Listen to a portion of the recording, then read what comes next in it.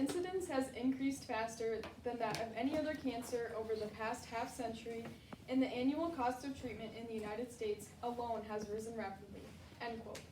This quote is from the article Genetics of Metastasis, Melanoma, and Other Cancers, which was written by Noel Turner and others.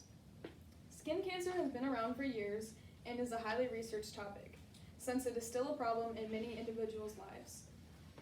Doctors are still examining treatments and researching better options for early detection.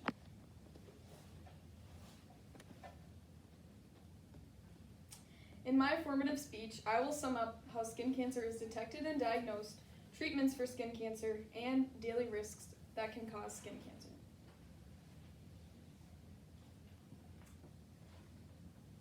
Detection and diagnosis. What doctors look for in skin cancer is explained in Malignant Melanoma, Skin Cancer Diagnosis, Prevention, and Treatment.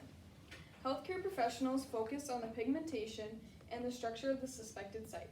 Quote, architectural features of malignant melanoma, including asymmetry, confluence of growth, marked cellularity, and poor circumscription, end quote. Ahmed and others. The doctor will also look for uneven thickness with the nuclear membrane, paraphrased by Ahmed and others. Next, I'll talk about new imaging techniques. These are another way that skin cancer can be diagnosed.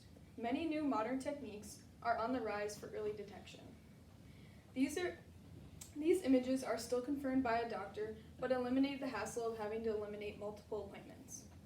One of the new technologies being used was talked about in Skin Cancer Detection, a review using deep learning techniques. The article informs readers of a CNN, which is a deep imaging technique that has yielded a high percentage of melanoma detection. Quote, it showed 85.5% accuracy in melanoma classification with segmentation, and 82.8% without segmentation, end quote, Dildar and others. These new imaging techniques are struggling to be used normally due to their deep training that employees will have to undergo and the large expense of these high-tech machines, paraphrased by Dildar and others. So this is the basic CNN structure, like how the imaging works, and then this is a diagnosis of skin cancer using that imaging technique. Lastly, the urge for early detection is high on doctors' minds. In Genetics of Metastasis, Melanoma, and Other Cancers, the authors are looking for new detections using patients' genetics. Cancer is made when a cell is mutated and the DNA is changed, which impairs the cell, causing the cell to grow out of control.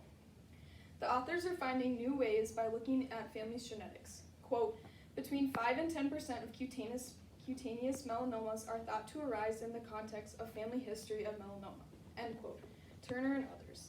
These tests can save family members in the coming years. Now that we know how cancer is detected and more about new detection techniques, we can look at treatment options. There are about 4 main treatments for skin cancer. Baal Ahmed and others give an overview of basic treatments currently, saying, quote, the typical therapy for malignant melanoma is surgical excision, immunotherapy such as interleukin, gene therapy, and biochemotherapy, end quote. These treatments all sound familiar, but I will go into detail of immunotherapy.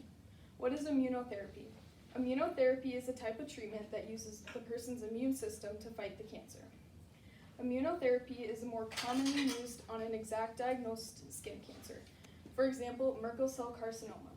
In the article, Immunotherapy for Non-Melanoma Skin Cancer, one of the authors, Sophia Shallout, states, quote, consequently, immunotherapy has emerged as a standard care of first-line systemic therapy for advanced Merkel cell carcinoma, end quote. This change was found when patients who were treated with chemotherapy saw a reoccurrence of the Merkel cell carcinoma only 3 months later. The only downside to immunotherapy is it cannot be used on all patients, especially patients that have had a transplant. The treatment with immunotherapy can cause risk of transplant rejection, paraphrased by Shallow and others.